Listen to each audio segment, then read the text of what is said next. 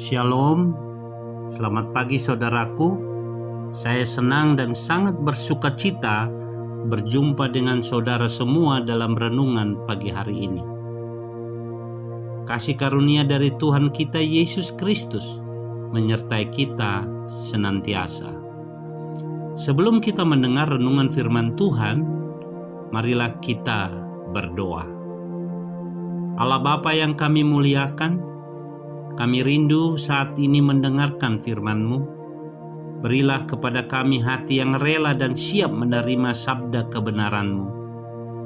Ya Allah Roh Kudus, berilah pengertian untuk memahami dan melakukan firman-Mu yang akan kami dengar pagi ini.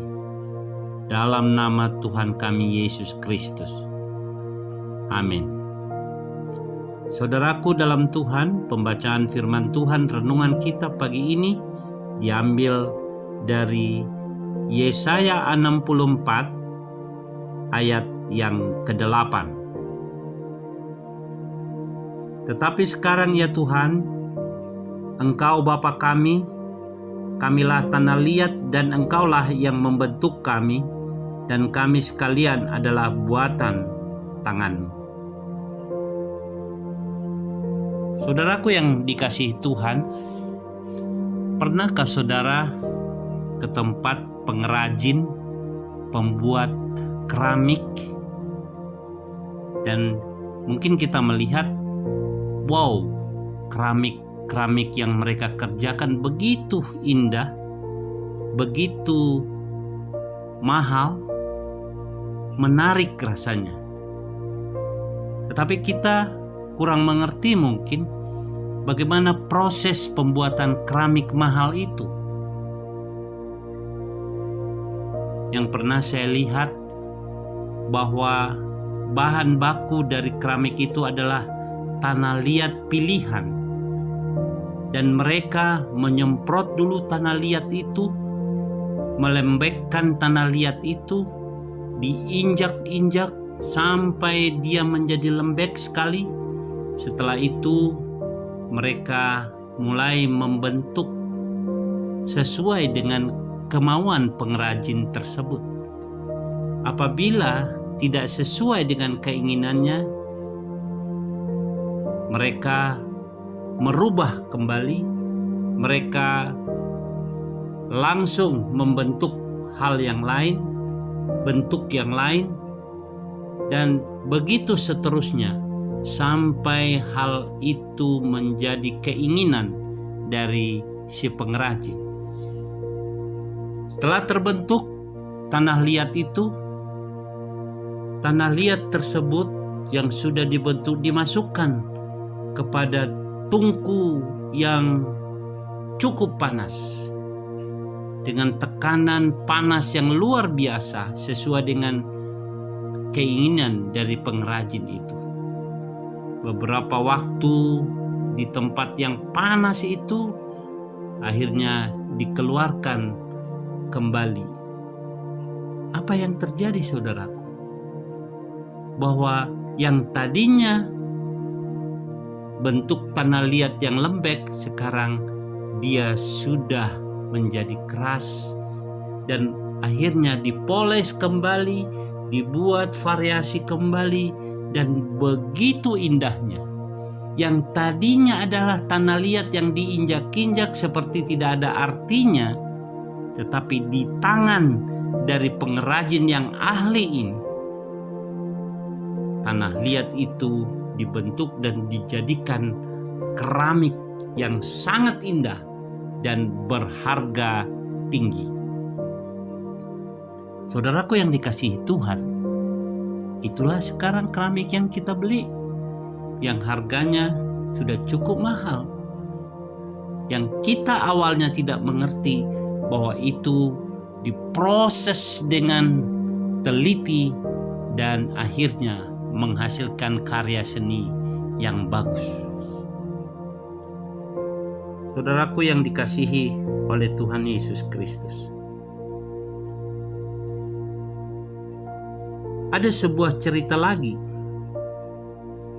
cerita menarik tentang seorang seniman berkebangsaan Inggris yang bernama William Walcott yang pindah dari New York pada tahun 1924 untuk mencatat kesan-kesannya terhadap kota besar itu. Suatu pagi ia mengunjungi kantor seorang rekan lamanya. Saat itu dorongan untuk membuat sketsa muncul di pikirannya. Melihat beberapa lembar kertas di atas meja temannya, ia bertanya, "Apakah aku boleh memilikinya?" Temannya menjawab, "Ini bukan kertas sketsa, itu kertas biasa untuk membungkus."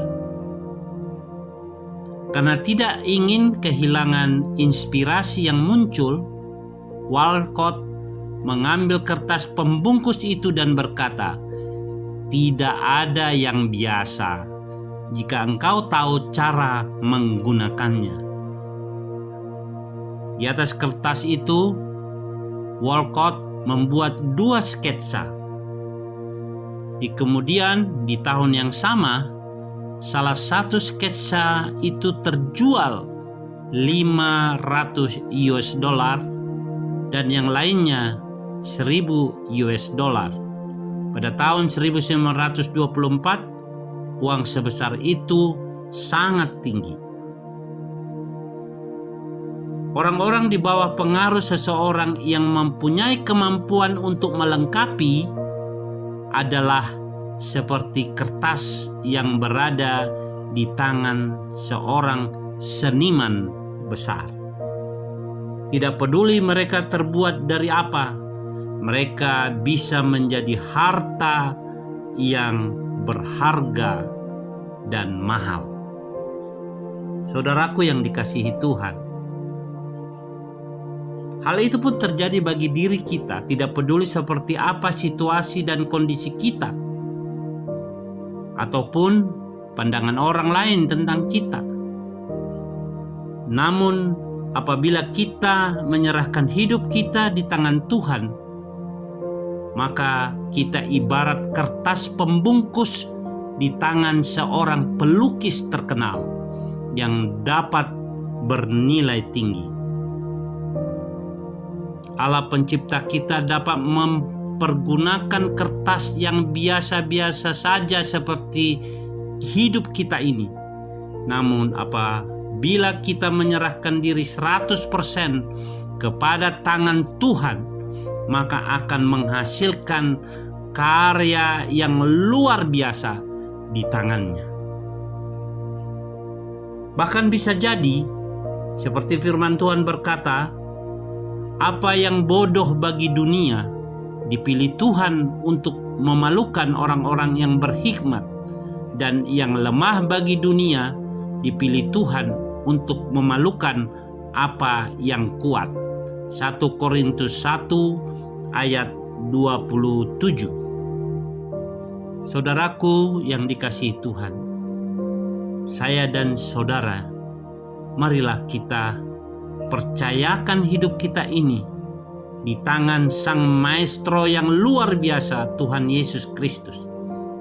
Apabila saudara dan saya menyerahkan diri dan meletakkan segalanya di dalam tangan Tuhan, Dia akan membuat saudara menjadi manusia yang berguna di tangannya. Jangan minder, jangan merasa rendah diri, tetapi mari kita melihat ke depan. Kita berguna, kita berarti, kita memiliki masa depan yang penuh harapan di dalam tangan Tuhan. Karena Dia bisa membuat kertas biasa menjadi suatu kertas yang luar biasa setelah Dia melukis dengan baik hidup saudara. Percayakah engkau akan itu? Mari kita datang ke dalam tangan Tuhan dan berkata, Tuhan, ini aku. Bentuklah aku seperti yang Engkau kehendaki. jadilah padaku apa yang Tuhan mau. Mari kita berdoa. Bapa di dalam sorga, terima kasih Tuhan untuk firman-Mu. Terima kasih untuk apa yang Tuhan sampaikan pagi ini, agar kami sungguh-sungguh meletakkan hidup kami ke dalam tangan. Kami berguna di tangan-Mu. Kami berarti di tangan-Mu. Hidup kami tidak akan pernah sia-sia bila kami hidup bersama Engkau ya Tuhan. Tuhan Yesus Kristus, kuatkan kami terus menjalani hidup kami ini, bahwa kami percaya sungguh di hadapan kami ada hari depan yang penuh harapan di dalam tangan-Mu. Di dalam nama Tuhan Yesus Kristus kami berdoa. Amin. Saudaraku yang kasih Tuhan, sampai di sini renungan kita pada pagi hari ini. Sampai jumpa di dalam renungan berikutnya. Tuhan Yesus memberkati.